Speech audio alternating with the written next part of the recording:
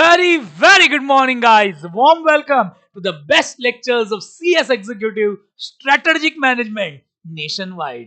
जी हाँ दोस्तों, CS executive strategic management के बहुत ही बेहतरीन रिवीजन लेक्चर में आपका स्वागत है। हमने यूनिट 14 को रिवाइज किया, अब यूनिट 12 तेरी बारी। नाम क्या है? Introduction to SM, strategic management subject का इंट्रोडक्शन। काफी इजी चैप्टर, वेरी इजी। मैं पूरा प्रयास करूंगा चैप्टर आपके दिल, दिमाग और जान में उतरे और साथ साथ आपको लर्न भी हो जाए जिधर मुझे जरूरत है कि भाई ये लर्न होना चाहिए। ऑफ कोर्स ज्यादा लर्न नहीं करना, समझने का एग्जाम है, क्यों? खाली एमसीक्यू एग्जाम है, इसीलिए। चलिए शुरू करते हैं। Let's start guys. नोट्स किधर मिलेंगे? कमेंट सेक्शन में नजर डाल दो या डिस्क्रिप्शन बॉक्स में डालो, दोनों में से किधर तो जरूर मिलेगा। चलिए चालू करते हैं। इस चैप्टर में दो ही अहम हिस्से हैं, ज्यादा बड़ा चैप्टर नहीं है। Okay, start. सबसे पहले एसएम प्रोसेस पढ़ेंगे। एसएम प्रोसेस का मतलब, एसएम का मतलब स्ट्रेटेजिक मैनेजमेंट का मतलब set of strategies which will help us to achieve the goal. देखो, ऐसी स्ट्रेटेजी जिससे हमारा गोल अचीव हो उसको हम एसएम बोलेंगे, बराबर। SM is set of strategies that will help to accomplish the goal. It is not static but continuous process. देखो, एसएम स्टैटिक नहीं है, कंटिन्यूअस है। एक स्ट्रेटेजी के बाद क्या होता है? दूसरी बनती है, दूसरी के बाद तीसरी बनती है, तीसरी के बाद चौथी, ताकि हमारे गोल एंड ऑब्जेक्टिव अचीव हो। कैसे स्ट्रेटेजी बनाते हैं? By analysing micro and macro environment. हमने लास्ट लेक्चर में पढ़ा था माइक्रो मैक्रो का मतलब can be controlled, can not be controlled, direct impact, indirect impact, narrow और ब्रॉड। तो दोनों एनवायरनमेंट को एनालाइज करते हैं। एमसीक्यू क्या आ सकता है? क्या एसएम स्टैटिक है? नहीं, कंटिन्यूअस प्रोसेस है। एक स्ट्रेटेजी खत्म हो तो दूसरी, दूसरी तो तीसरी, तीसरी। जो एसएम में डिफरेंट फेजेस है विच आर सीक्वेंशियल, एक के बाद दूसरा फेज आता है। चालू कर सकते हैं, क्यों नहीं? देखिए, एसएम में 4 फेज है। कितने फेज है जल्दी बोलिए? 4। नंबर 1, एनवायरनमेंट को स्कैन करो। We will see top management and board of director will review the performance and scan the environment. Environment में दो प्रकार का एनवायरनमेंट होता है, बोलो। Internal, external. इंटरनल में क्या देखेंगे? SW। एक्सटर्नल में क्या देखेंगे? OT। पढ़ो क्या लिखा है। Board of director and top management will review the performance. We will scan internal environment. Internal में स्ट्रेंथ, वीकनेस। एक्सटर्नल में क्या देखेंगे? अपॉर्चुनिटी और थ्रेट। देखो, बाहर देखने से पहले हमको हमी से चुरा लो, बराबर। तो हमको हमी से चुरा लो। एनवायरमेंट्स के board of director and top management will review the current performance. Okay, we need to scan internal and external environment. Scan करने के बाद क्या होगा? स्ट्रेटजी बनाएंगे। Out of various alternatives we will select the best alternative. बहुत सारे alternatives होते हैं ना स्ट्रेटजी के, एनवायरमेंट को देखने का बेस्ट को सिलेक्ट करो। It is deciding best strategy out of various alternative. 3 प्रकार की स्ट्रेटजी होती है: corporate level, business level, functional level, level. What is corporate level? जो टॉप लेवल स्ट्रेटेजी बनाता है ना, बोर्ड ऑफ डायरेक्टर, सीईओ, बराबर, जो हेड्स, वो होता है कॉर्पोरेट लेवल। जैसे टाटा ग्रुप बनाता है, मैंने बोला, रिलायंस बनाता है, उसके नीचे बहुत सारे बिजनेस है। टाटा स्टील एक बिजनेस है, टाटा मोटर्स एक बिजनेस है, टीसीएस एक बिजनेस है। तो वो सब बिजनेस लेवल स्ट्रेटेजी है। उस बिजनेस के अंदर प्रोडक्शन, फाइनेंस, मार्केटिंग, एचआर जैसे फंक्शन होते हैं, वो फंक्शनल लेवल है। तो हम 3 प्रकार की स्ट्रेटेजी बनाते हैं: corporate level, business level, functional level, level. आगे फॉर्म्यूलेशन के बाद क्या आचार डालेंगे? इंप्लीमेंट करना है। Putting strategy into action. Organisation structure चाहिए आपके पास, सब डिपार्टमेंट्स काम करने चाहिए। देखो, खाली स्ट्रेटेजी का कुछ नहीं होगा। आपने सोच लिया मैं 20 घंटे पढ़ूंगा, पर 2 घंटे भी पढ़ नहीं रहे तो क्या फायदा? putting strategy into action, designing structure, distributing resource, develop decision making और managing HR। लोगों को मैनेज करना, इंप्लीमेंट करना। इवैल्यूएशन का मतलब देखना, जो जो सपने मैंने सजोए थे वो साकार हुए या नहीं हुए। Here we will check whether we are able to achieve goals and objectives. जो एनवायरमेंटल स्कैनिंग और स्ट्रेटेजी फॉर्मुलेशन के टाइम आपने गोल बनाया था वो अचीव हुआ या नहीं। वापिस इधर एनवायरमेंट को एनालाइज करेंगे, क्या एनवायरमेंट में कुछ बदला है तो स्ट्रेटेजी भी बदलनी चाहिए, बराबर। क्या लिखा है? It is final step of strategic management. Here we will again appraise. Appraise का मतलब evaluate internal and external environment, जो हमने इधर देखा था फर्स्ट पॉइंट में। और उसके बाद क्या लेंगे बोलो, करेक्टिव एक्शन। अगर लगता है कुछ गलत है तो करेक्टिव एक्शन लेंगे। और एक स्ट्रेटेजी बनती है कि बहुत सारी जल्दी जल्दी बोलेंगे। बोलो कितने फेज है, 4। एनवायरमेंटल स्कैनिंग, देख के स्ट्रेटेजी फॉर्म्यूलेशन, उसी स्ट्रेटेजी को इम्प्लीमेंटेशन, इम्प्लीमेंटेशन के बाद इवैल्यूएशन। बोलो क्या होगा, इवैल्यूएशन। 2 बार और बोलेंगे। What are 4 phases of strategic management? Important है? नहीं, बहुत इंपॉर्टेंट है। बोलिए 4 फेज कौन से हैं? Environmental scanning, strategy formulation, formulation के बाद इम्प्लीमेंटेशन, इम्प्लीमेंटेशन के बाद इवैल्यूएशन। बोलो एनवायरमेंट को देख के strategy, environmental scanning, out of various strategy, strategy formulation, उसके बाद इम्प्लीमेंटेशन और लास्ट इवैल्यूएशन। अब की बार आखिरी बार, environmental scanning, strategy formulation, formulation के बाद इम्प्लीमेंटेशन और लास्ट इवैल्यूएशन। लीडर, लीडर वो होता है जो सबको इन्फ्लुएंस करे। लीडर वो होता है जो अपने लोगों को बोले कि भाई ये हमारा सपना है और सब मर मिटे। हमारा लीडर कैसा हो? हमारा लीडर धोनी जैसा हो, हमारा लीडर विराट जैसा हो, हमारा लीडर रोहित जैसा हो, हमारा लीडर सौरव गांगुली जैसा हो, हमारा लीडर जैक मा जैसा हो, हमारा लीडर जेफ बेसोस जैसा हो, हमारा लीडर मुकेश अंबानी जैसा हो। Leader is the ability to influence other that enhance the prospect for long term success while maintaining long term stability. जो बाकी लोगों को इन्फ्लुएंस करे एक गोल के लिए, सब लोग मर मिटे एक गोल के लिए, उसी को तो डैश बोलते हैं leader. The main purpose of strategic leadership is strategic productivity. Strategy बहुत अच्छी तरह काम करनी चाहिए, यही पर्पस है। बहुत इंपॉर्टेंट लाइन है second, main purpose of strategic leadership is strategic productivity. Third, another aim of leader is to give the task which match your liking. आपको वही काम दे जो आपको पसंद है, तो ही बेस्ट आउटपुट आएगा। आपको प्रोडक्शन पसंद है, मार्केटिंग में डाल दिया, अरे नहीं मजा आएगा ना यार, रिजल्ट नहीं आएगा। Another aim is to generate an environment in which employee needs match with the organization's job. बराबर जो आपको चाहिए ना एम्प्लॉय की नीड, वो जॉब के साथ मैच होना चाहिए। लीडर कॉन्फिडेंस डालता है, भाई तुझे जो करना है कर। 2 फ्रेंचाइजी सबसे सक्सेसफुल है, Mumbai Indian, Chennai super king. ये प्लेयरों को निकालते ही नहीं है। अरे तुझे 6 लगे कि 60 में आउट हो, कि 100 में आउट हो, कि 6 रन में आउट हो, कि 5, तू खेलेगा अगला मैच, मुझे पता है। अरे यार, instil confidence so they can work on their own. जब आप किसी को कॉन्फिडेंस देते हो ना, तो वो बहुत गजब काम करता है। Give confidence to follow their ideas yet move towards achieving organisation goal. आप अपने आइडियाज फॉलो करो, हमारे गोल तो अचीव होंगे। इट इज एबिलिटी टू, बार बार एक चीज लिखी है, influence the member to bring the change. तो लीडर का काम क्या है? लोगों को इन्फ्लुएंस करना था, एक गोल अचीव। अब function and importance of leader, इतने पॉइंट है, सब इंपॉर्टेंट है, सबको लर्न नहीं करना। बट आपको कुछ पूछेंगे, आपको बोलेंगे ये कौन सा पॉइंट है, वो आपको आना चाहिए। तो हर एक को बहुत अच्छी तरह समझना है, वर्ड के साथ उसका मीनिंग आपको समझ में आ जाना चाहिए 1 सेकंड में, ताकि कोई भी पूछे आपके लिए आसान हो। सबसे पहला, लीडर कैसा होता है? Navigator, quickly solves the problem, बराबर, and whatever lies in the path of strategy execution को सॉल्व करे। Quickly solve the problem. Navigate का मतलब रास्ता ढूंढना। कभी आप रास्ता ढूंढ ना सको तो आप मैप ढूंढते हो ना, मैप आपको नेविगेट करता है, इधर जा भाई इधर जा, मैं तो रास्ते से जा, समझ में आया? वैसे ही लीडर वो होता है जो क्विकली प्रॉब्लम को सॉल्व करे और आपको सही रास्ता दिखाए। पढ़ते हैं, navigator clearly and quickly work through complex issues, problem and opportunity so we can take action.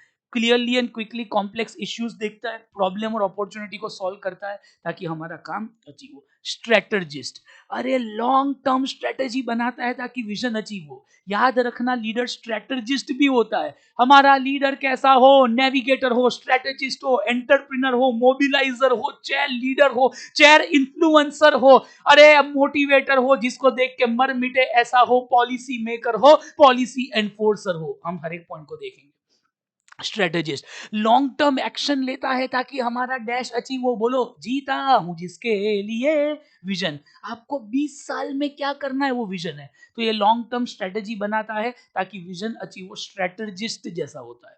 Third, entrepreneur, quickly and identifies and exploits opportunity for new product service market. Entrepreneur क्या होता है? जो नए प्रोडक्ट सर्विस मार्केट के लिए opportunity लाए. Quickly business. Elon Musk, एक business खत्म हुआ, दूसरा, दूसरा हुआ तीसरा. एंटरप्रेन्योर है.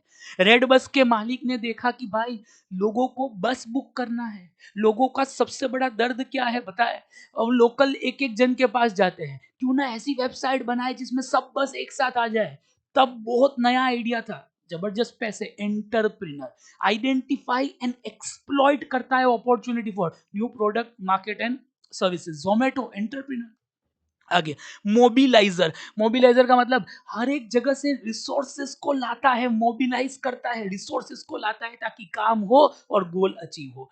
Proactively builds and align stakeholder, capability and resource सबको लाता है for getting things done quickly and achieving objective. ताकि काम फास्ट फास्ट हो और हमारे डैश भी अचीव हो. बोलो बोलो बोलो. Objective. Talent advocate. Attract, develop and retain right talent at the right time, at the right place to achieve excellent result. Talent advocate attract करता है talent को. Attract करता है. बात attract का मतलब talent को लाता है, develop करता है और retain करता है ताकि we have right people with right skill at right place at right time. बहुत अच्छा एग्जाम्पल याद आता है दादा. सौरव गांगुली के टाइम टीम नहीं थी. सौरव ने एक एक जन को लाया, तराशा. टैलेंट का एडवोकेट. बराबर जो टैलेंट को लाए, डेवलप करे, रिटेन करे ताकि जबरदस्त रिजल्ट आए. Captivator builds passion and commitment towards common goal. आपकी पूरी टीम का एक ही गोल होना चाहिए जो लीडर का गोल है. लीडर का गोल क्या है? जो ऑर्गेनाइजेशन का गोल है. Builds passion and commitment towards common गोल. ये याद रखना कैप्टिवेटर. बाकी सब तो नाम से समझ में आ रहा है.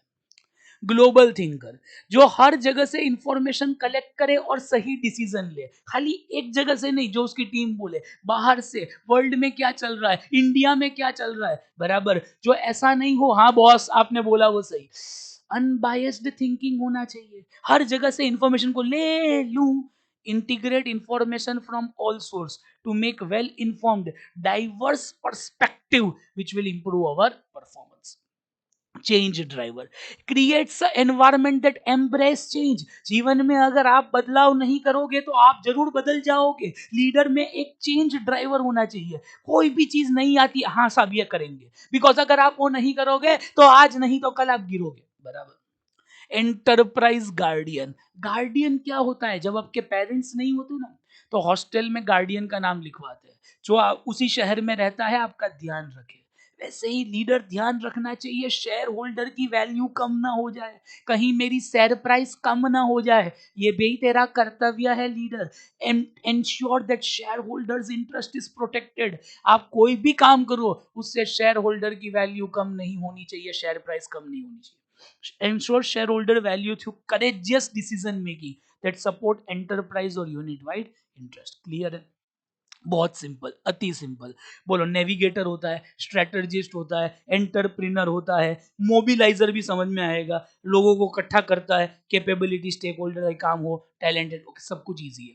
मैंने बोला जैसे लर्न नहीं करना है, एक दो वापिस बताया तो captivator common goal. Okay. Builds passion and commitment towards common goal. बाकी सब इजी है. Enterprise guardian, shareholder value, mobilise, सब कुछ इजी है भाई. आगे role of CS in strategic management. अरे मैं ये सब्जेक्ट क्यों पढ़ रहा हूं? पहले तो एक बहुत इंपॉर्टेंट लाइन आएगी. CS is now no longer glorified clerk. Are you clear? But he is key management personnel. ये मैंने लिखना भूल गया इसलिए 3 बार बोल देता हूं. अरे CS is no longer a glorified clerk but a key management personnel. CS is no longer a glorified clerk but a key management personnel. CS is no longer a glorified clerk but a key management. पहले के जमाने में CS clerk की तरह माना जाता था, पर आज खाली क्लर्क नहीं है, एक बहुत अहम हिस्सा है कंपनी का. अगर CS ना हो तो कंपनी के बहुत काम रुक जाते हैं. ऐसा तो मैं क्या करता हूं मुझे ही नहीं पता, बताएगी बुक बताएगी. Role of CS in strategic management. Flawless disclosure and reporting. आप कंपनी के एनुअल रिपोर्ट में कॉर्पोरेट गवर्नेंस सेक्शंस को ड्राफ्ट करते हो. तो role of CS is to draft the corporate governance section and ensure reporting is done nicely to stay order. Reporting में हमने कुछ भी हटाया नहीं है. फ्लॉलेस रिपोर्टिंग होना चाहिए. फ्लॉलेस का मतलब विदाउट एनी डिफेक्ट। जितना बोला है लॉ के हिसाब से उतना रिपोर्ट हुआ है शेयर होल्डर को। तो नंबर वन काम क्या है? फ्लॉलेस डिस्क्लोजर एंड रिडिस्क्लोजर का मतलब जो जो चीजें बोली है अकाउंटिंग स्टैंडर्ड के मुताबिक, कंपनीज एक्ट के मुताबिक हर चीज लिखी है। छुपाना भी नहीं आता। मैनेजमेंट छुपाएगी, उनको आता है छुपाना, बट सीएस को नहीं आता। हो सके उतना खुल के चीजें बताओ, बिकॉज हमारे मालिक कौन है? मालिक बोर्ड ऑफ डायरेक्टर, अरे शेयर होल्डर, बराबर। Draft the corporate governance section and ensure all reports are available to, बोलो ना बोलो ना बोलो ना, शेयर होल्डर। सेकंड काम, रिप्रेजेंटेशन। गए वो दिन जब सीएस क्लर्क होता था। आप रिप्रेजेंट करोगे एनसीएलटी के सामने, आप रिप्रेजेंट करोगे कंपटीशन कमीशन ऑफ इंडिया के सामने, आप रिप्रेजेंट करोगे कंपनी को आरओसी के सामने, आप रिप्रेजेंट करोगे कंपनी को टैक्स ट्रिब्यूनल के सामने, बराबर। इन सब के सामने आज सीएस कंपनी के बिहाफ पे जा सकता है। सीएस की मैनेजमेंट पर्सनल, वही तो लिखा है। चौथा, management of board meeting and committee. अरे सीएस का काम क्या है? बोर्ड मीटिंग को शेड्यूल करना, बोर्ड मीटिंग को मैनेज करना, जो जो एजेंडा है वो कवर हुए हैं कि नहीं देखना। भाई एजेंडा में कुछ डिस्कस हुआ है कि ये बाद में डिस्कस करेंगे, उसका फॉलो अप लेना, और कोई भी बात हुई है तो वो अमल हुई है कि नहीं, वो इंप्लीमेंट हुई कि नहीं देखना, बराबर। तो बोर्ड मीटिंग को शेड्यूल करना, एजेंडा फॉलो अप करना, एक्शंस लेना रिपोर्ट में जो डिस्कस हुआ है, ये भी सीएस तेरा ही काम है। तो क्लर्क नहीं है, मेन इंसान है। कंप्लायंस, जितने भी कानून है वो फॉलो हुए हैं कि नहीं? Industrial law, labour law, company law, SEBI, अरे तुम तो है चैंपियन वो लॉ के, इतना बड़ा चैंपियन है, तू देख हर लॉ फॉलो हुआ है कि नहीं। हाँ बराबर। कम्युनिकेशन विद स्टेक होल्डर, अरे दो लोगों के बीच की गांठ है सीएस। कौन? एक बाजू शेयर होल्डर, एक तरफ है घर वाली, एक तरफ बाहर वाली। एक बाजू शेयर होल्डर है, दूसरी बाजू बोर्ड ऑफ डायरेक्टर और चेयरमैन है। सीएस को दोनों का ध्यान रखना है, लिंक एस्टैब्लिश करनी है, दोनों में से कोई भी दुखी नहीं होना चाहिए। जो जो शेयर होल्डर को चाहिए वो मिलना चाहिए, और same way board of director. तो ये दोनों के बीच के अच्छे रिलेशन रखता है। बीच में मीडिएटर कौन है? CS. CS acts as important role in communication with investor and should work with chairman and director to ensure effective relations are maintained, बराबर। तो ये कम्युनिकेट करेगा इन्वेस्टर से और वर्क करेगा चेयरमैन और डायरेक्टर के साथ, ताकि सबके साथ अच्छे नाते रहे। Next, advisory. सीएस एडवाइस कर सकता है बोर्ड को कि भाई तुम ये चीजें फॉलो नहीं कर रहे, करो। He can advise to chairman on recruitment of board. Board member आता है तो उसको क्या ट्रेनिंग देनी है, अगर बोर्ड मेंबर का परफॉर्मेंस नहीं आता तो क्या करना चाहिए। तो सीएस के अच्छे रिलेशन बोर्ड के साथ होने चाहिए कि बोर्ड को लगे कि ये कंपनी के हित में बात कर रहा है, हमें इंसल्ट नहीं कर रहा। देखो क्या लिखा है, एडवाइस करेगा चेयरमैन को इंडक्शन प्रोग्राम में। इंडक्शन का मतलब कोई नया डायरेक्टर आता है तो उसको क्या करना है, क्या ट्रेनिंग देनी है। मेजर करेगा परफॉर्मेंस ऑफ डायरेक्टर को एंड रिक्विजिट मेजर्स लेगा based on the report. Report में कुछ प्रॉब्लम आता है तो भाई यही है, उसको करना चाहिए। खत्म हो गया। भाई सीएस का क्या रोल है स्ट्रेटेजिक मैनेजमेंट में? बोलिए, flawless disclosure to MCA. Technique क्या है? Flawless representation to MCA. बोलो कैसे लर्न करेंगे? Flawless representation to MCA. एक और बार बोल दो, फ्लॉलेस रिप्रेजेंटेशन टू एमसीए। एक आखिरी बार बोलो, flawless representation to MCA. Flawless disclosure and reporting, बराबर। फ्लॉलेस का मतलब flawless disclosure and reporting. Representation का मतलब रिप्रेजेंटेशन। मैनेजमेंट का मतलब एमसीए में एम का मतलब management of board meeting and committee, management of board meeting and committee. C, compliance communication with share holder, compliance communication with share holder, compliance communication with stake holder. A advisory, A advice करेगा किसको? Board of director को, chairman को, कि ये training होनी चाहिए, induction plan होना चाहिए। खत्म हो गया। बोलो, फ्लॉलेस रिप्रेजेंटेशन टू एमसीए। दो बार बोलेंगे, flawless disclosure and reporting, representation, management of board meeting and committee, compliances, communication with stakeholder, compliances, communication with stakeholder। A advisory, a advisory. आखिरी बार, role of CS in strategic management, flawless disclosure to MCA, flawless disclosure and reporting R representation, management of board meeting and committee. C का मतलब बोल दो, compliance, communication with stake holder,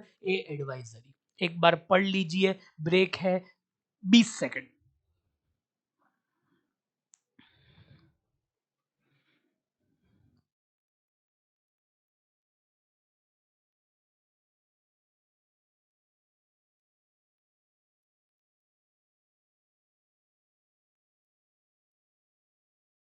हो गया। बोलो, what is the role of CS in strategic management? CS is no longer glorified clerk but key management personnel. करता क्या है तू भाई? Flawless representation to MCA. तो number one, flawless disclosure and reporting. हर डिस्क्लोजर हुआ है, रिपोर्ट हुआ है, बराबर। रिप्रेजेंट कर सकता है कंपनी लॉ के आगे, इसके आगे। MCA, management of board meeting and committee. उसके बाद क्या था बोलो? डबल सी, कंप्लायंसेस फॉलो हुए हैं, communication with stake holder, and last advisory. Last क्या है? एडवाइजरी। Strategic planning. देखिए, स्ट्रेटेजिक मैनेजमेंट का मतलब क्या होता है? एनवार याद है ना, 4 फेज ऑफ स्ट्रेटेजिक मैनेजमेंट। बहुत इंपॉर्टेंट सवाल था, सबसे पहले पढ़ाया। Environmental scanning, strategy formulation, strategy implementation, strategy evaluation. हर चीज का मतलब ऐसे है। स्ट्रेटेजिक प्लानिंग का मतलब खाली प्लान करना, स्ट्रेटजी बनाते टाइम कितने रिसोर्स अलोकेट होंगे, कौन सी स्ट्रेटजी सिलेक्ट होगी, खाली स्ट्रेटजी बनाना। इंप्लीमेंट और इवेल्युएट करना नहीं, खाली बनाना। समझ में आया? बहुत easy point, easy topic. As per Ellison and Key, strategic planning is defining the strategy and making decisions to allocate resource to pursue strategy. बहुत सिंपल है। Strategic management is defining the strategy and allocating resources to pursue the strategy. जैसे रिलायंस ने strategy बनाई, बराबर, हमें जियो लाने का है, 2.5 लाख करोड़ इन्वेस्ट करेंगे, जियो लाना है। Okay, strategic management is defining strategy and allocating resource to pursue strategy. 2.5 lakh crore डालेंगे, काम कुछ नहीं किया, खाली स्ट्रेटेजी बनाने को स्ट्रेटेजी प्लानिंग है। बोलो, strategic planning is defining the strategy, defining course of action और strategy, and allocating resource to pursue the strategy. जो जितने रिसोर्सेज लगेंगे वो डिसाइड करना कि इतने रिसोर्स लगेंगे, खत्म। बोलो, स्ट्रेटेजिक प्लानिंग की भी साइकिल है। कितना इजी भाई। Number one, deliberate mission of organisation. आपकी ऑर्गेनाइजेशन का वजूद क्या है? वजह तुम हो। वजह क्या है भाई? मिशन क्या है ऑर्गेनाइजेशन का? Deliberating mission of organisation. हर कंपनी का मिशन सेम होता है कि अलग अलग? अलग अलग होता है। आप क्यों एग्जिस्ट करते हैं, आप में ऐसा क्या खास है भाई? Who you are, what you do, why do you do the way you do. आप ऐसे ही काम क्यों करते हो? टेस्ला का क्या है पता है? We are not auto maker. हम खाली गाड़ियां नहीं बनाते, पर we make in such a way that we are energy efficient. Energy efficient गाड़ियां बनाते हैं, इलेक्ट्रिक गाड़ियां बनाते हैं, बराबर। तो मिशन, वैसे विजन, विजन और मिशन डिटेल में पढ़ेंगे next chapter, next to next के अंदर आएगा, बराबर। तो तब डिटेल में पढ़ेंगे। नंबर वन, आपकी कंपनी का मिशन क्या है? कुछ यूनिक होना चाहिए। Deliberating mission of organisation. Second, developing goals based on the mission. Number one, deliberating mission, ये मेरा मिशन है। Develop goals based on mission, बराबर। अब तो बहुत सिंपल है। Examine internal environment. इंटरनल का मतलब strength weakness. Examining external environment मतलब अपॉर्चुनिटी थ्रेट, बराबर। Summarise finding of स्वॉट। स्वॉट का मतलब SW internal, OT external. Summarise finding of स्वॉट and formulate final strategy based on स्वॉट। खत्म। Strategic planning is iterative process. What is iterative? Continuous. एक mission खत्म होगा तो दूसरा चालू होगा, वापिस स्ट्रेटेजिक प्लानिंग करेंगे, दूसरा खत्म होगा, तीसरा चालू होगा। ये सब कंटिन्यू होते ही रहेगा जब तक है जान, जब तक है जान। बोलेंगे एक और बार, strategic planning is the process of defining the strategy and allocating the resource to pursue strategy. Strategic planning cycle में क्या आता है? डेलिब्रेटिंग mission of organisation, develop goals based on the mission. अब तो बहुत सिंपल है। Examine internal environment, examine external environment, summarise the finding of स्वॉट, make final strategy based on स्वॉट। एक और बार बोलना है, ये भी आ सकता है कि इटरेटिव प्रोसेस है। आखिरी बार, deliberating mission of organisation, develop the strategy, sorry, develop goals based on the mission, examine internal environment, examine external environment, summarize the finding of SWOT, make final strategy based on SWOT। खत्म हो गया। एक बार पढ़ लो, 5 second.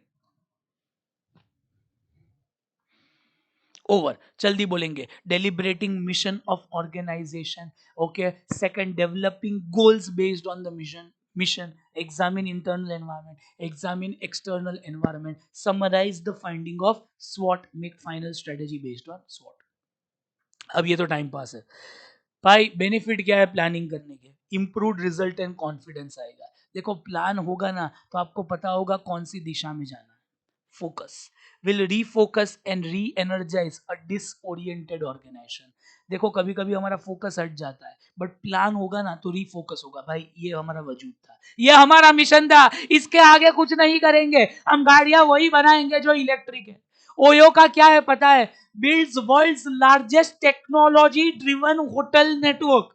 यानी जब जब हम होटल का नेटवर्क बढ़ाएंगे, अंदर एक बात तो होगी, टेक्नोलॉजी, तो फोकस मिलेगा, प्रॉब्लम सॉल्व होगी, टीम वर्क आएगा अगर प्लान होगा तो, कम्युनिकेशन इजी होगा, और आप एनवायरनमेंट को कंट्रोल कर सकते हो बिकॉज आपको पता है क्या करना है। कुछ लोगों को पता ही नहीं होता। और ग्रेटर कंट्रोल क्या होगा? बिकॉज आप बार बार एनवायरनमेंट को एनालाइज करोगे, इंटरनल एक्सटर्नल। लिमिटेशन क्या है? कभी कभी प्लान करना बहुत महंगा हो सकता है, फायदा कम हुआ, प्लान का खर्चा ज्यादा हो गया, बराबर, तो ये भी हो सकता है। और खराब प्लान हुआ ना तो हम उसी प्लान पे एग्जीक्यूट करेंगे, और प्लान ही खराब है, मां कसम एग्जीक्यूट करके क्या मिलेगा? कुछ खास नहीं। ओह, बहुत इंपॉर्टेंट टॉपिक आ चुका है, डेफिनेटली आएगा, यस 125% आएगा। माइकल पोर्टर के 2 क्वेश्चन। माइकल पोर्टर आपको याद है तो लास्ट लेक्चर में बोला था, हार्वर्ड के प्रोफेसर है, इतना फेमस इंसान है ना, इसके ऊपर 2 क्वेश्चन है। कितने? 2। माइकल पोर्टर्स जेनरिक स्ट्रेटजी और बिजनेस लेवल स्ट्रेटजी, याद आया? याद आया? Cost, leadership, differentiation, focus. Michael porter generic strategy 3 थी। जेनरिक नाम क्यों है? अप्लाइज टू ऑल, बड़ी कंपनी, छोटी कंपनी, कोई भी कंपनी, सबको अप्लाई होता है। इसीलिए कितनी स्ट्रेटेजी थी? 3। सबसे सस्ता बेचो, कॉस्ट लीडरशिप, यूनिक बेचो, डिफरेंशिएशन, और कोपचे को बेचो, नैरो को, फोकस। फोकस में भी 2 थे, फोकस कॉस्ट, फोकस डिफरेंशिएशन। अब ये Michael Porter 5 forces competitive model analysis, बहुत फास्ट बोला। Michael Porter 5 forces competitive model analysis, ये उसकी दूसरी थियरी है। कोई भी इंडस्ट्री में आपको जाना है ना, आपको 5 जगह से प्रेशर चेक करना है, उसके बाद डिसाइड करना है इंडस्ट्री में एंटर करूं कि नहीं। Competitive forces, Michael Porter 5 forces competitive model analysis. कोई भी इंडस्ट्री में जाने के लिए प्रेशर चेक करो, कितनी जगह से? 5 जगह से प्रेशर चेक करो। उसके बाद अगर आपको लगता है कि इस इंडस्ट्री में प्रेशर कम है तो ही एंटर करो, बिकॉज प्रेशर में मुझसे काम नहीं होता, इतना प्रेशर है तो क्यों एंटर करूं, दूसरी इंडस्ट्री में एंटर करूंगा। अरे कोई भी धंधे में एंटर होना हो, पोर्टर से पूछ लो, पोर्टर आऊं क्या, आऊं क्या? पोर्टर बोले 5 जगह से प्रेशर चेक करो, क्या लिखा है? This tool is created by Harvard Business School professor Michael Porter. It is a tool to determine 5 forces which determine intensity of competition in industry. बराबर, stronger the forces are, हर जगह से pressure ज्यादा है, strong है, less profitable industries ऐसी industry में ना जाइए। इंडस्ट्री विद लो बैरियर्स, जिसमें ज्यादा रुकावट नहीं है, बराबर, बैरियर्स कम है, okay, not many buyer supplier, many substitute, is highly competitive and less. जाना तो ये मत पढ़ो, ये धीरे धीरे समझ में आएगा। 5 फोर्स कौन से, पहले ये पढ़ लेते हैं। Bargaining power of buyer, bargaining power of supplier, बोलो लर्न करो। Bargaining power of buyer, bargaining power of supplier, threat of new entrant, nature of rivalry, बोलो बोलो, threat of new entrant, nature of rivalry, threat of substitute. चारों समझा दूं? Buyer का चलता है कि आपका, कोई भी इंडस्ट्री में बायर का चलेगा कि आपका, दूसरा सप्लायर का चलेगा कि आपका, थर्ड। अरे नए लोग इजीली आ सकते हैं कि आना डिफिकल्ट है? जितने लोग हैं उनमें लड़ाई बहुत है, एक प्राइस कम करता है दूसरा भी करता है, क्या ऐसा है? और तीसरा सब्स्टिट्यूट है। क्या सब्स्टिट्यूट का मतलब? Products which perform same function, same function करे उसको सब्स्टिट्यूट बोलते हैं। जैसे पिज्जा नहीं खाएंगे तो बर्गर खाएंगे, तो उसका सब्स्टिट्यूट हो गया, बराबर, ओके।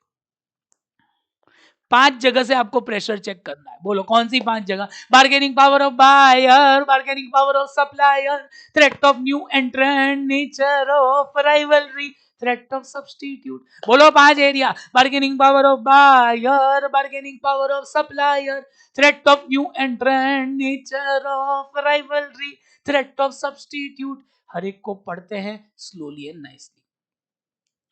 सबसे पहले बार्गेनिंग पावर ऑफ बायर से चालू करते हैं। बोलो, बिना सोच के बोलना, बायर कब ज्यादा प्रेशर डालेगा? बायर कब ज्यादा प्रेशर डालेगा?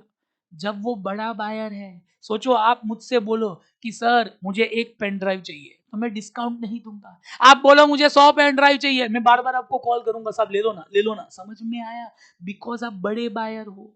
तो जितना बायर बड़ा, उतना उसका ज्यादा चलेगा, मेरा कम। वॉलमार्ट कोई चीज खरीदने जाता है ना, तो सप्लायर को चाहिए कि वॉलमार्ट ले, वॉलमार्ट को नहीं चाहिए। समझ में आया?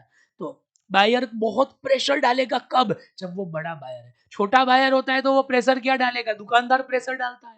आप 10 रुपए का धनिया लेने जाओ, आप बोले 9 में देने, निकल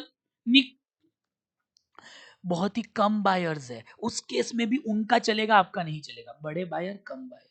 स्विचिंग कॉस्ट आर लो, काफी अच्छा पॉइंट है, बार बार नहीं समझाऊंगा, बार बार नहीं समझाऊंगा, ध्यान से सुना। स्विचिंग का मतलब, आप जब एक फॉर्म से दूसरी में जाते हो ना, तो कुछ कॉस्ट लगता है, उसको स्विचिंग कॉस्ट बोलते हैं। जितना ये लो हो ना, उतना बायर का चलेगा। एग्जाम्पल, बैंक से लोन लिया आपने, आपने ए बैंक से ली, एक्सेस बैंक से। अब आईसीआईसीआई जाना है, बिकॉज आईसीआई का 0.20, एक्सेस बैंक की रेट 9 है, आईसीआईसीआई 8.75। तो आप गए, जैसे ही आप दूसरी बैंक में जाओगे ना, वो प्रोसेसिंग चार्ज लगाएंगे, रजिस्ट्रेशन चार्ज लगाएंगे, मॉर्गेज चार्ज लगाएंगे। आपको मां कसम शिफ्ट क्यों किया? ये तो और महंगा पड़ रहा है। वो 25 पैसे कम जरूर हो रहे हैं, बट ये जो चार्जेस है ना, वो इतने ज्यादा है, तो लोग स्विच नहीं करते। तो उस केस में बैंक जो बोले आपको फॉलो करना पड़ता है बराबर, बिकॉज स्विचिंग करना डिफिकल्ट। स्विच करोगे तो भी क्या कुछ उखाड़ नहीं लेंगे। दूसरा एग्जांपल लेता हूं, लोग यूजुअली अपना सीए भी नहीं बदलते। क्यों? बिकॉज वो पुराने सीए को सब पता है आपने क्या गलत किया है, क्या सही किया है, आप क्या टैक्स प्लानिंग करते हो, क्या सेटिंग करते हो, क्या चीजें एडजस्ट करते हो। लोग नहीं बदलते, स्विचिंग कॉस्ट ज्यादा है। आखिरी एग्जांपल, लोग यूजुअली अपना आईटी वेंडर भी नहीं बदलते, बिकॉज आईटी वेंडर के पास डेटा है। कल उठ के आपको इंफोसिस से विप्रो आईटी करना है, बिकॉज इंफोसिस वाला 25,000 रुपए महीने के ज्यादा मांग रहा है, आप नहीं करोगे। क्या पता इंफोसिस डेटा को 1 2 3 कर दे, तो करते नहीं है, बट कर दे तो याद रखना, जिस इंडस्ट्री में स्विचिंग कॉस्ट बहुत हो ना, उसमें आपका चलेगा, उनका नहीं चलेगा। स्विचिंग कॉस्ट लो का मतलब टेलीकॉम। अब बोलो आपने सिम कार्ड बदली, उसमें आपको क्या नुकसान है? कुछ नहीं। तो उस केस में बायर का चलेगा बराबर। आपको पसंद नहीं आया आइडिया, आप जियो में चले गए, क्या स्विचिंग कॉस्ट है? कुछ नहीं, खाली दुकान जाना है, आधार कार्ड देना है। स्विचिंग कॉस्ट लो है ना, तो समझो उस केस में उनका चलेगा, आपका नहीं चलेगा। बायर का कब ज्यादा चलेगा? जब स्विचिंग कॉस्ट लो। मेडिकल स्टोर, एक मेडिकल स्टोर का स्वभाव पसंद नहीं आया, दूसरे में चले गए। स्विचिंग कॉस्ट थोड़ी है, कोई कॉस्ट लगेगा क्या? उधर जाएंगे तो ए भाई उससे क्यों नहीं। समझ में आया? तो जिस केस में स्विचिंग कॉस्ट लो है, उसमें उनका चलेगा। They threaten to backward integrate. देखो बैकवर्ड का मतलब क्या होता है, और बायर क्या बोलेंगे? बायर बोलेंगे कि भाई हम आपसे ले रहे हैं ना, उससे अच्छा हम ही बना लेंगे, हम ही बना लेंगे, हम ही बना लेंगे। बायर, कभी कभी आप कोई चीज लेने आए, आप बोले कि भाई नहीं नहीं यार, इससे कम में नहीं बेचूंगा, कोई बात नहीं, मैं खुद ही बना लूंगा। समझ में आया? उसके हिसाब से नहीं, ले ले जाओ। समझ में आया? ऐसा। तो बायर का बहुत कब चलेगा? बायर का बहुत तब चलेगा जब वो बोलते हैं मैं खुद ही बना लूंगा, तुझसे नहीं लूंगा, खुद ही ज्यादा। तो उस केस में उसका, पर अगर वो खुद नहीं बना सकता, तो फिर क्या होगा? आपका चलेगा, उसका नहीं चलेगा। अगर वो बोले कि मैं खुद ही बना लूंगा, तो उसका चलेगा। समझ में आया? बहुत सब्स्टिट्यूट है, एक नहीं तो दूसरा सब्स्टिट्यूट, दूसरा नहीं तो तीसरा, तो फिर उस केस में उसका चलेगा। और बायर प्राइस को बहुत इंपॉर्टेंस देता है। जब जब वो प्राइस को इंपॉर्टेंस देगा ना, अगर आप सस्ता नहीं बेचोगे तो वो दूसरे के पास चला जाएगा, बट अगर वो क्वालिटी को इंपॉर्टेंस देता है तो आपका चलेगा। एप्पल कितना भी प्राइस रखे, बराबर फोन बिकने वाला है। बट एमआई ऐसा नहीं कर सकता, बिकॉज जो एमआई लेते हैं वो प्राइस को केयर करते हैं। समझ, ये पॉइंट्स लर्न नहीं करने, बट समझने बहुत है। चलो बिना देखे बोल पाओगे? बायर का कब ज्यादा चलेगा? आप ऐसे ही सोचो ना, बायर का कब चलेगा? सर जब वो बड़ा बायर है तो उसका चलेगा बराबर। अगर भले वो छोटा है, वो बोले मैं खुद ही बना लूंगा, threaten to backward integrate, switching cost बहुत कम है, उसके बाद बहुत कम बायर है, सब्स्टिट्यूट बहुत है, and they are price sensitive. बोलो क्या लिखा है? Price sensitive. एक और बार बोलेंगे, बायर का कब ज्यादा चलेगा? कितने पॉइंट है? 5 से 6। Number 1, they are big buyer. Are you clear? Second, बहुत कम बायर है, बहुत सब्सटीट्यूट है, ओके, प्राइस सेंसिटिव है, they threaten to backward integrate और स्विचिंग कॉस्ट लो है। बहुत लॉजिकल है ये, समझ में आएगा तो मजा आ जाएगा, नहीं और लर्न नहीं करने का है, वैसे ही हो जाएगा। बोलो बायर का कब ज्यादा चलेगा? आंख बंद करके, बड़ा बायर है, सेकंड स्विचिंग कॉस्ट बहुत कम है, इजीली स्विच हो सकता है, प्राइस सेंसिटिव है, बराबर, they threaten to backward integrate, okay, बहुत ही कम बायर है, सब्स्टिट्यूट भी अवेलेबल है। आई होप समझ में आ गया, एक बार पढ़ लो, लर्न नहीं करने का।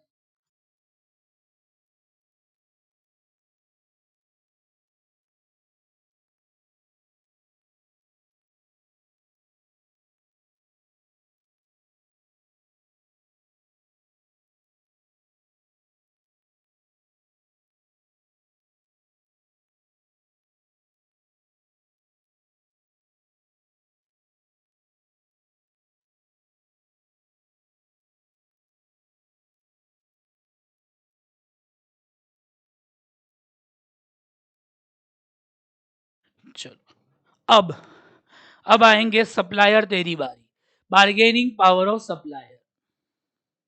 बोलो कब सप्लायर का ज्यादा चलेगा? जब वो कम सप्लायर है, पहला पॉइंट तो बहुत सिंपल है, there are small number of supplier, plenty of buyer. Example लू गया, एयरलाइन कंपनी, एरोप्लेन बनाने वाली पूरी वर्ल्ड में दो ही कंपनी है, बोइंग और एयरबस, तो उनका ही चलेगा, वो आप उनसे बार्गेन भी नहीं कर सकते। कारण क्या है? प्लेन में लॉन्ग टर्म अग्रीमेंट होता है, उधारी पे प्लेन मिलता है, 1500 करोड़ के प्लेन आते हैं, तो एक बार में तो कोई पेमेंट नहीं देगा, और उधारी में कब माल दोगे? जब आप एक ही इंसान से बार बार लो, और अगर आप थोड़ी भी होशियारी मारा तो दो ही लोगे, तीसरा तो है ही नहीं, तो उस केस में उनका चलेगा, आपका कम चलेगा। बोलो सप्लायर का कब ज्यादा चलेगा? जब when there are less supplier and more buyer. दूसरा, सप्लायर तो बहुत ज्यादा है but they pose a threat to forward integrate, वो क्या बोलेंगे? कोई बात नहीं, अगर तुम हमसे माल ना लो ना तो हम खुद ही बना देंगे ये फिनिश गुड्स, बराबर। अब अमूल वाले, अब अमूल के केस में अलग है, अमूल के केस में तो बहुत सप्लायर है तो अमूल का चलता है, बट सोचो सोचो, आप दो लोगों से लेते हो या तीन लोगों से चीजें लेते हो, आप सप्लायर आपके कितने हैं? तीन। आप बोले कि भाई हम ये प्राइस पे बेच रहे हैं, चाहिए कि नहीं तुझे?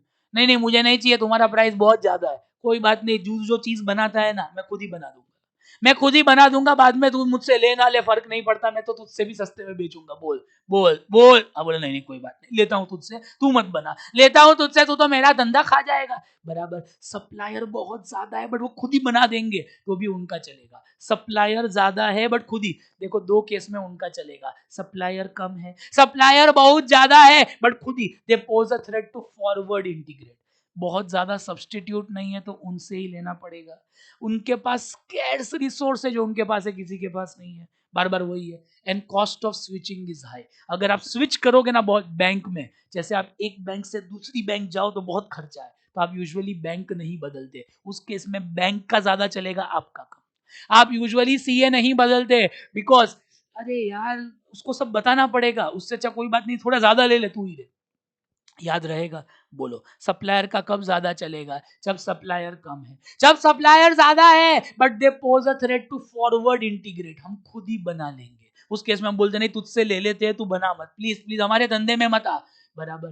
तीसरा, दे होल्ड स्कैर्स रिसोर्स, उनके पास स्कैर्स रिसोर्स है, स्विचिंग कॉस्ट इज हाई तो लोग स्विच नहीं करेंगे, उस केस में वही मजे लेगा आपके, आप उसके मजे नहीं ले सकते, बराबर। और लास्ट, क्या लिखा है? मेनी सब्सटीट्यूट्स नहीं है तो फिर आपको उनसे ही लेना पड़ेगा। आखिरी बार, बोलो बोलो बोलो बोलो बोलो, सप्लायर तेरा कब ज्यादा चलेगा? जब सप्लायर कम है, जब सप्लायर बहुत ज्यादा है but pose a threat to forward integrate, they hold scarce resource, there are not many substitute, and last, cost of switching supplier is high. Clear है? Yes. Bargaining power of buyer, bargaining power of supplier, threat of new entrant. बोलो जितने नए लोग आसानी से आएंगे ना उतना इंडस्ट्री गंदा है, क्यों? बिकॉज नए लोग आएंगे ना तो वो तो प्राइस और कम करेंगे, तो हमें भी कम करना पड़ेगा, सब लोग कम कम करेंगे तो कमाएगा कौन? समझ में आया? तो threat of new एंट्रेंट is high. बोलो कब नए लोग इजीली आ सकते हैं? जब कोई लॉज ही नहीं है, बराबर, कोई एक खास बड़ा प्लेयर नहीं है, गवर्नमेंट ने कुछ मोनोपोली जैसा नहीं किया, तो ऐसी इंडस्ट्री में बिल्कुल ना जाइए जिधर बहुत लोग आ सकते हैं। ऐसी इंडस्ट्री में जाइए जिसमें कम लोग हैं ताकि वो कमा पाए। Threat of new एंट्रेंट is high. कब नए लोग इजीली आ सकते हैं? बहुत कम पैसा चाहिए। मेडिकल स्टोर डालना है भाई, इसमें तो कोई भी आ सकता है। मेडिकल स्टोर डालेंगे सीएस बन के, अब पान का गल्ला कोई भी आ सकता है। दूसरा, existing companies are not influential or dominant.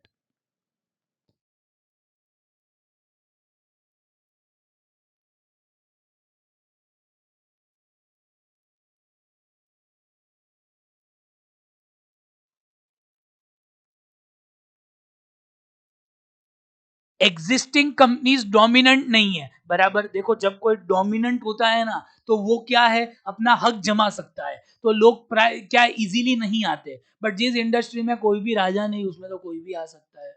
आगे, existing firm do not have patent, trademark और स्ट्रांग ब्रांड वैल्यू। अब मेडिकल स्टोर में क्या ब्रांड वैल्यू होगी, क्या पेटेंट होगा? कोई भी छोटा धंधा मत करो जिसमें इजीली लोग आ सकते हैं। गवर्नमेंट का कोई रेगुलेशन नहीं। स्विचिंग कॉस्ट लो है, ये स्टोर नहीं तो इस स्टोर पे चला जाऊंगा। अरे भाई ये पान वाला नहीं तो वो पान वाला, बराबर। लो कस्टमर लॉयल्टी, कस्टमर की लॉयल्टीज नहीं है। अरे ऐसे धंधे में तो बिल्कुल ना आइए जिधर लॉयल्टी नहीं है। प्रोडक्ट्स अलग नहीं हो सकते। देखो जिस केस में प्रोडक्ट अलग हो सकते हैं ना, वो धंधा अलग अच्छा है। एग्जांपल लूंगे, टेलीकॉम में क्या अलग करोगे? सब लोग कॉलिंग देते हैं, सब लोग इंटरनेट देते हैं, सब एसएमएस देते हैं। ऐसा तो नहीं बोल सकते हमारा एसएमएस बहुत फास्ट जाता है। अरे ढोकले क्या उल्लू बना रहा है, एसएमएस तो एसएमएस होता है। पर ब्यूटी प्रोडक्ट्स में आप अलग कर सकते हो। वाव का क्रीम, पॉन्ड्स का क्रीम, इसका क्रीम, तो उस केस में क्या है, अच्छा है। आप अपने टीचिंग में अलग कर सकते हैं, बराबर। आप बोल सकते हैं कि हमारा टीचिंग अच्छा है, हमारा खराब है, तो ऐसी इंडस्ट्री ठीक है। बट जिसमें सब प्रोडक्ट एक जैसे हो, दवाई सब लोग ही दे रहे हैं, अरे भाई क्या ज्यादा फायदा उसमें जाके? सब लोगों की दवाई एक जैसी ही तो होती है, तो प्रोडक्ट अलग नहीं हो सकता। Economies of scale can be effortlessly acquired. Economies of scale क्या होता है? जितना ज्यादा बनाएंगे उतना पर यूनिट का खर्चा कम होगा।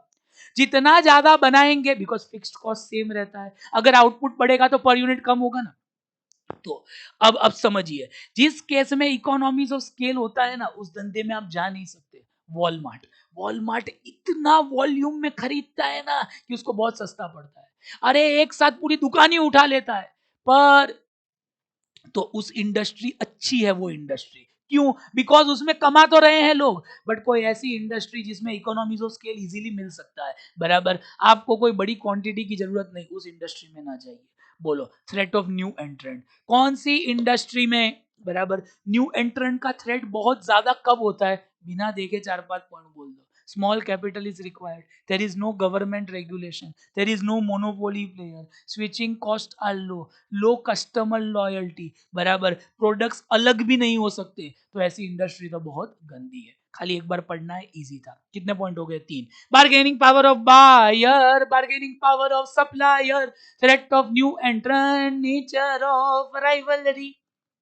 आ जाइए, राइवलरी। राइवलरी ज्यादा कब होगी? राइवलरी ज्यादा, बहुत सारे लोग हैं। आज शर्ट की कितनी ब्रांड है भारत में, जबरदस्त राइवलरी है। कोई भी प्राइस बढ़ाए तो लोग उसका नहीं लेंगे, बराबर। जब बहुत कॉम्पिटिटर्स हो तो राइवलरी होती है। दूसरा, एग्जिट बैरियर्स आर हाई। देखो जिस धंधे में एग्जिट बैरियर का मतलब, कुछ धंधे आप छोड़ के जा ही नहीं सकते। क्यों? अरे आपकी असेट्स ऐसी है कि कोई वो असेट लेके कुछ कर ही नहीं सकता। अब टेलीकॉम पकड़ ले, आइडिया वोडाफोन को बंद करना है तो भी नहीं कर पा रहे। क्यों क्यों क्यों क्यों क्यों? बंद करके क्या मिलेगा? जियो लेगा ना तो 20% पैसे देगा। जियो को पता है इसने मेरे बहुत मजे लिए ना, अब मैं इसके मजे लूंगा। अरे जियो पैसे ही नहीं देगा। टेलीकॉम की जो असेट्स होती है वो अलग है, खाली टेलीकॉम कंपनी के ही काम आएगी। तो आप सोचते हो कि यार इतना लॉस हुआ, चलो और थोड़ा कर लेते। वो इंडस्ट्री बहुत गंदी है, राइवलरी और ज्यादा होगी। कारण आप छोड़ भी, कुछ लोग छोड़ के चले गए तो आसान है, पर छोड़ के नहीं जाएंगे तो फिर राइवलरी बहुत। दूसरा एग्जांपल लेता हूं, सीएस। सीएस आप छोड़ भी, आप उसको सोचो, पहला फर्स्ट लेवल आपका क्लियर हो गया पहले अटेम्प्ट में, दूसरा भी हो गया, तीसरा भी हो गया, तीसरे का एक ग्रुप बाकी है, 7 अटेम्प्ट हो गए। सीएस फाइनल में 7 अटेम्प्ट, खाली एक ग्रुप बाकी है। आप छोड़ोगे नहीं। आप बोले इतनी मेहनत की है, अभी थोड़ा सा हो गया तो मेरा सैलरी 80,000 1 लाख होगा, नहीं हुआ तो 8,000।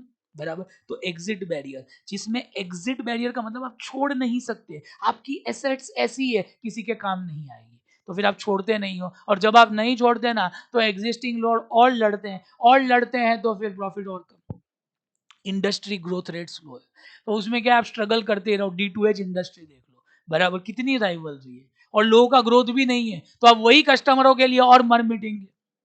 प्रोडक्ट अलग नहीं है, उस इंडस्ट्री में तो जाने का ही नहीं। टीचिंग अच्छा है, प्रोडक्ट अलग तो हो सकता है, ये टीचर अच्छा है ये खराब है, जिसमें प्रोडक्ट अलग नहीं होते वो तो जाने का ही नहीं। टेलीकॉम क्या है, प्रोडक्ट इजीली सब्सटीट्यूट हो सकते हैं और कस्टमर की लॉयल्टी बहुत कम है। तो बोलो राइवलरी कब ज्यादा होगी, बहुत सारे लोग हैं, एग्जिट बैरियर्स हाई है, आप छोड़ नहीं सकते, इंडस्ट्री का ग्रोथ स्लो या नेगेटिव है, प्रोडक्ट भी अलग नहीं हो सकते, कस्टमर की भी कोई लॉयल्टी नहीं है, बराबर, और सब्सटीट्यूट भी अवेलेबल है, ऐसी इंडस्ट्री में मत जाइए।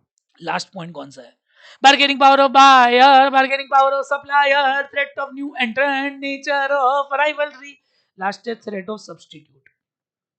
बोलो, जिसमें सब्सटीट्यूट इजीली अवेलेबल हो, ऐसी इंडस्ट्री में जाना चाहिए कि नहीं? नहीं, बिकॉज लोग तुम महंगा करोगे ना तो तुम्हारा नहीं लेंगे, सब्सटीट्यूट के पास चले जाएंगे। पर किधर है इसका एक्सप्लेनेशन? आजा आजा आजा आजा आजा आजा। Forces threatening when buyer can find substitute, तो वो आपके नहीं सब्सटीट्यूट के पास जाएंगे। When buyer switch from one product to another with little cost, easily shift कर सके। बोलो, तो 5 पॉइंट है, 5 पॉइंट डिसाइड करेंगे उस इंडस्ट्री में एंटर होना है या नहीं होना। बोलो एक बार पांचों, bargaining power of buyer, bargaining power of supplier, threat of new entrant, nature of rivalry, threat of substitute. एक और बार बोलो ना, bargaining power of buyer, bargaining power of supplier, threat of new entrant, nature of rivalry, threat of substitute. अब देखो, pizza हट का example दिया है मॉड्यूल ने, हम भी सॉल्व कर लेते हैं। बार्गेनिंग पावर ऑफ बायर, बोलो पिज्जा इंडस्ट्री में पिज्जा हट का चलेगा कि बायर का?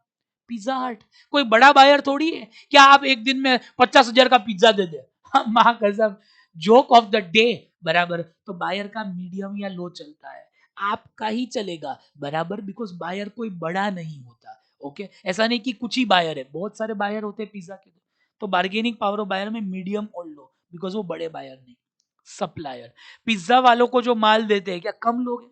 कम लोग ही, अरे 4 ही वेंडर है जो पिज्जा का बेस बनाते हैं। अरे हर घर में पिज्जा का बेस बनता है, हर घर में चटनी बनती है, मेनी सप्लायर आर अवेलेबल, तो इसमें भी लो थ्रेट है, हमें इतना प्रेशर नहीं है, दोनों में लो लो आया।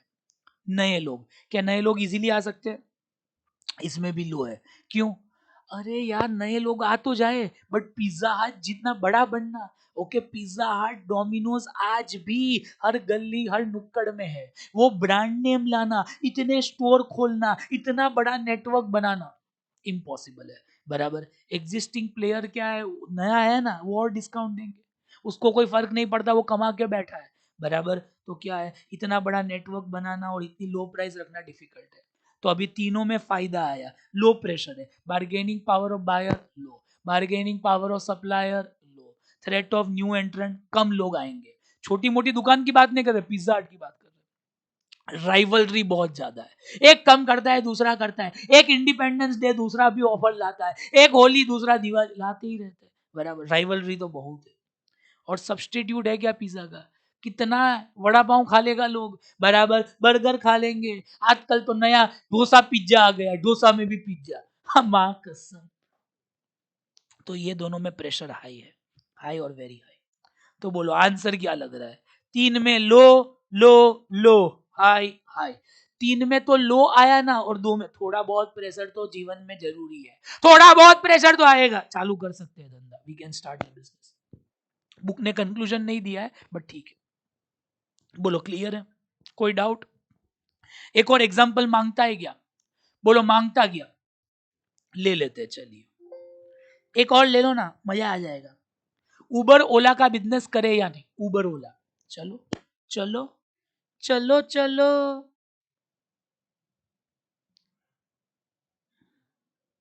पहले तो 5 पॉइंट बनाने पड़ेंगे। बार्गेनिंग पावर ऑफ बायर, बोलो, bargaining power of supplier, new entrant, nature of rivalry substitute. बोलो, बायर का चलेगा कि आपका? बायर का बहुत चलेगा कि आपका चले? आपका। अरे भाई, वो राइट 100 रुपए की बुक कोई बड़ा बायर नहीं है, बराबर। ऐसा नहीं कि पूरी दुकान वही उठा लेगा, तो लो है। सप्लायर बोलिए, ड्राइवर बहुत सारे अवेलेबल होते हैं कि ड्राइवर भारत में 10 ही है, 10 ही लोग ड्राइविंग कर सकते हैं। अरे बहुत है, लो थ्रेट है, कोई थ्रेट ही नहीं है, लो प्रेशर। क्या नए लोग आ सकते हैं? आ तो सकते हैं, बट उबर ओला जितना बड़ा बनना इम्पॉसिबल है। अरे भाई, उबर जितना बड़ा, अरे आज तक कोई बन नहीं सका। मेरू पेरू आए आए और गए।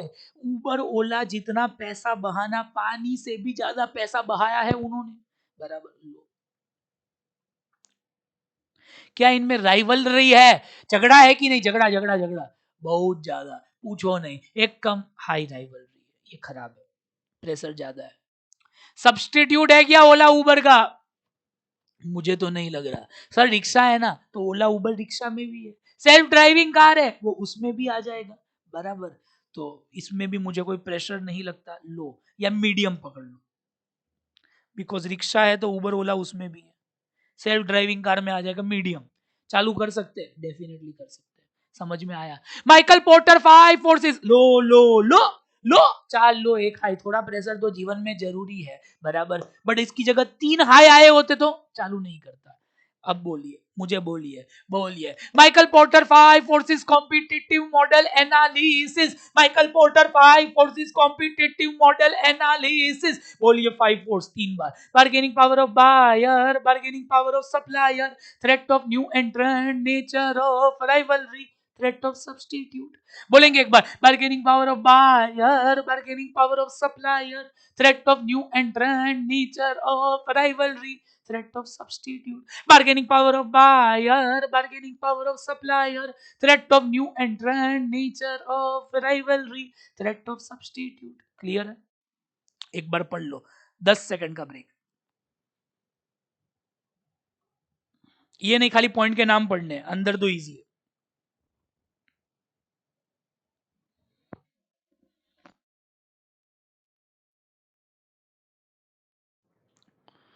बोलो, bargaining power of buyer, bargaining power of supplier, threat of new entrant, nature of rivalry, threat of substitute.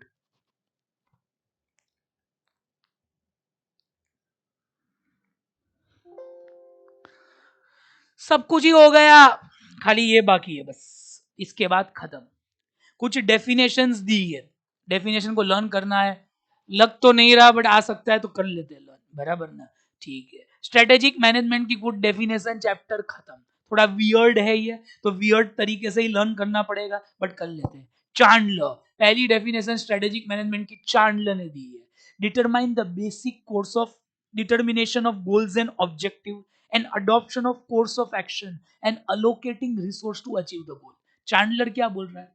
First, determine करो long term goals and objectives, उसके बाद आप स्ट्रेटेजी बनाइए कि वो गोल ऑब्जेक्टिव अचीव हो। तो चांडलर क्या बोल रहा है? Determination of long term goal and objective, adoption of basic course of action and allocating resource to achieve the goal. बहुत सिंपल है, आपको तो क्या डेफिनेशन लिखनी तो है नहीं, तो आपको डेफिनेशन पूछे जिसमें पहला ऐसा लिखा हो, determination of goals and objective and adopting strategy to achieve goals, वो चांडलर है। कौन ऐसा बोलता है कि पहले गोल बनाइए, उसके मुताबिक स्ट्रेटेजी बनाओ कि गोल अचीव हो? चांडलर। कौन बोल रहा है? चांडलर। ग्लुक क्या बोल रहा है? ग्लुक उल्टा बोल रहा है, set of decisions and action which will lead to good strategy which will lead to achieving goals. अच्छे डिसीजन एक्शन लो, जिससे अच्छी स्ट्रेटेजी बनेगी, जिससे ऑटोमेटिक आपके ऑब्जेक्टिव अचीव होंगे।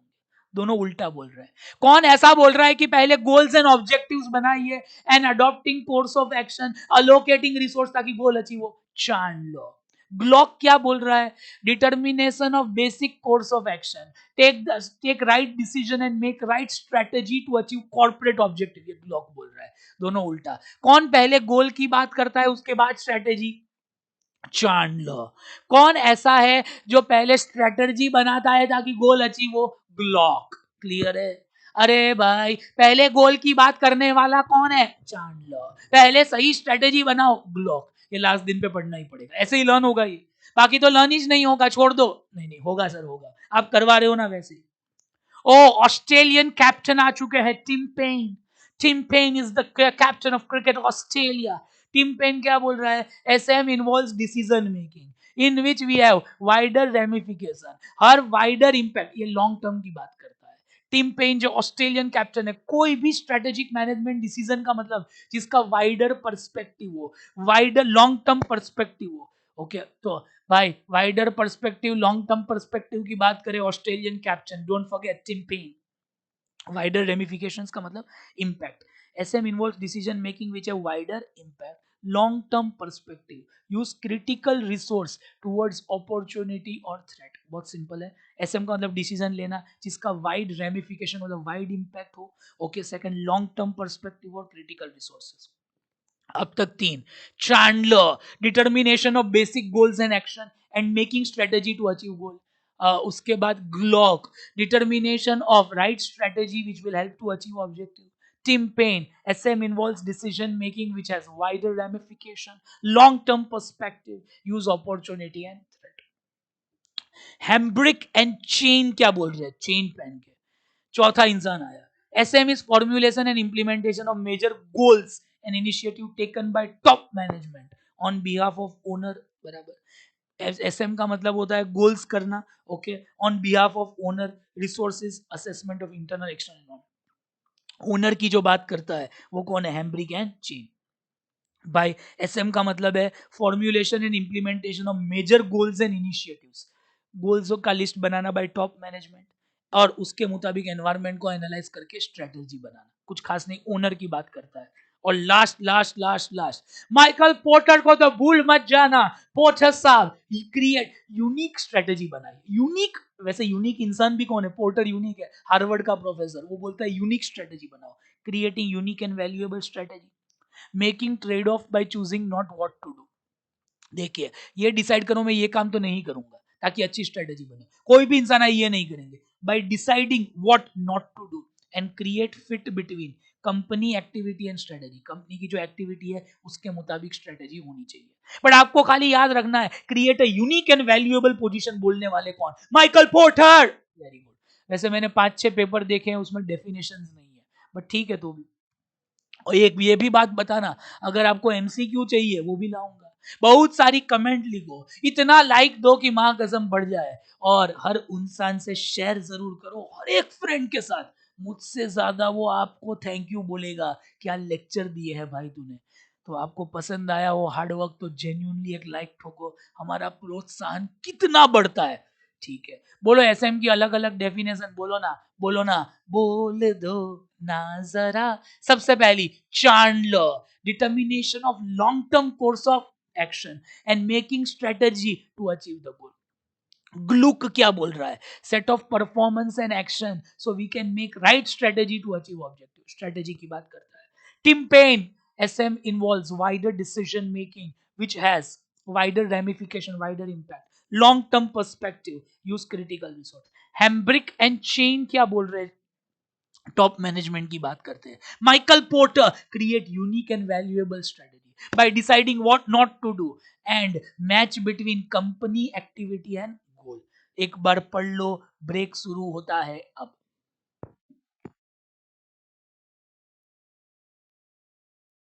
एक डेफिनेशन प्लीज एक बार पढ़ना, जल्दी, ब्रेक दे रहा हूं 30 सेकंड का, फास्ट फास्ट फास्ट।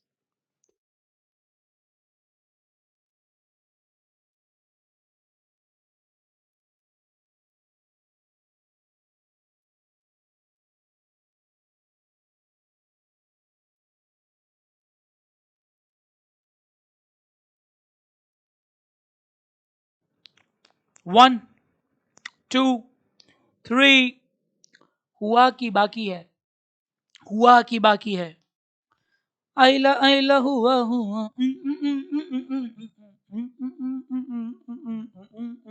बोलिए, कौन ऐसा बोलता है determination of long term goals and objectives, बराबर, और उसके बाद स्ट्रेटेजी बनाओ, चैंडलर। कौन ऐसा बोलता है राइट स्ट्रेटेजी बनाइए ताकि गोल ऑब्जेक्टिव अचीव हो, ग्लॉक बोलता है। ऑस्ट्रेलियन कैप्टन टिम पेन क्या बोल रहे हैं, SM involves decision making which a wider ramification, long term बातें कौन कर रहे हैं, Tim Paine. Hambrick and Chen owner की बात करता है, ओनर के मुताबिक गोल्स ऑब्जेक्टिव सेट करो।